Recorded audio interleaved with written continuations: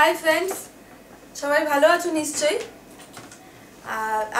আমিও খুব ভালো আছি এবং আজকে তোমাদের সামনে নিয়ে এসেছি একটা নতুন টপিক। এবং আজকে যেটা নিয়ে আলোচনা করবো তোমাদের সবার শুনে রাখা উচিত, কারণ এখনও লাগতে পারে এবং ভবিষ্যতেও এই জিনিসটা কিন্তু কাজে লাগতে পারে।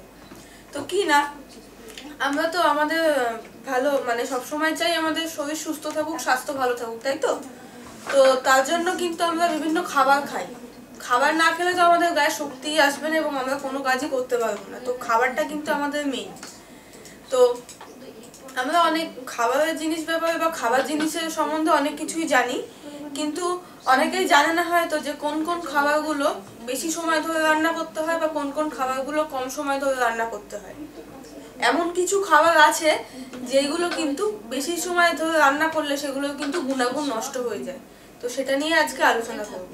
তো প্রথমত সেই খাবারগুলোর মধ্যে কি পড়ছে না, নুডলস বা পাস্তা জাতীয় যে খাবারগুলো আছে না, সেগুলো কিন্তু বেশিক্ষণ ধরে রান্না করতে নেই। সেগুলো বেশিক্ষণ ধরে যদি রান্না করা হয় সেগুলোর স্বাদ কিন্তু নষ্ট হয়ে যায়। দ্বিতীয়ত, শাক কিন্তু কখনোই বেশিক্ষণ সময় ধরে রান্না করা উচিত না, কারণ শাকের মধ্যে যে গুণাগুণগুলো আছে, ভিটামিন মিনারেল, সেগুলো কিন্তু নষ্ট হয়ে যায়। আর আমাদের দেশে ম্যাক্সিমাম লোকেরা যারা শাক খায় অল্প আছে বেশিক্ষণ ধরে শাকটাকে দম করে। তো এটা কিন্তু খুবই বাজে জিনিস।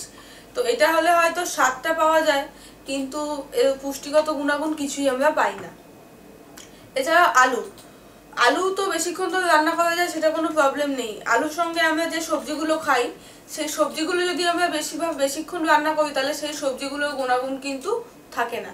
তো যখন আমরা কোনো সবজির সঙ্গে আলু দিয়ে রান্না করবো, আলুটা আগে দেবো এবং লাস্টে সবজিটা দেবো, এবং যতক্ষণ না সিদ্ধ হচ্ছে ভাজবো, দেন আর ভাজার কোনো প্রয়োজন নেই। বা কোনো সবজি সিদ্ধ করে নিয়ে সেগুলো যদি অল্প একটু নাড়াচাড়া করা যায়, তাহলেই কিন্তু সেটা খাওয়ার উপযোগী হয়ে যায়। এছাড়াও চিংড়ি মাছটাও কিন্তু যদি বেশিক্ষণ ধরে রান্না করা হয়, তাহলে কিন্তু চিংড়ি মাছটা শক্ত হয়ে যায়। তাই চিংড়ি মাছ সবসময় বেশি আছে বা অল্প সময় ধরে রান্না করতে হয়।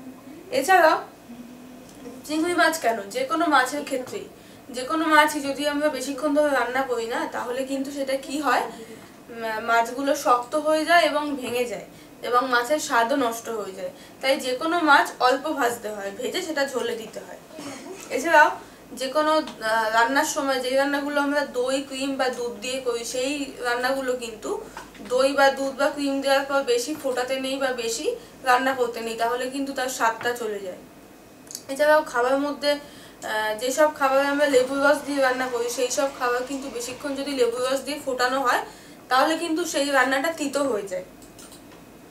তো এই ছিল কিছু খাবার যেগুলো বেশি রান্না করলে বা বেশিক্ষণ ধরে ফোটালে বা দম করলে সেটা কিন্তু তিতো হয়ে যায় বা খাদ্যের গুণাগুণ নষ্ট হয়ে যায়। তো আমি যেগুলো জানি তোমাদের সঙ্গে শেয়ার করলাম এবং তোমরা অবশ্যই এগুলো মেনে চলবে, আমি জানি। আর আমার ভিডিও ভালো লেগে থাকলে কিন্তু অবশ্যই আমার ভিডিওটা লাইক এবং শেয়ার করবে এবং আমাদের চ্যানেলটা কিন্তু অবশ্যই সাবস্ক্রাইব করবে। আর অন্য কোনো টপিক সম্বন্ধে জানার থাকলে কিন্তু অবশ্যই আমাদের কমেন্ট সেকশনে কমেন্ট করবে।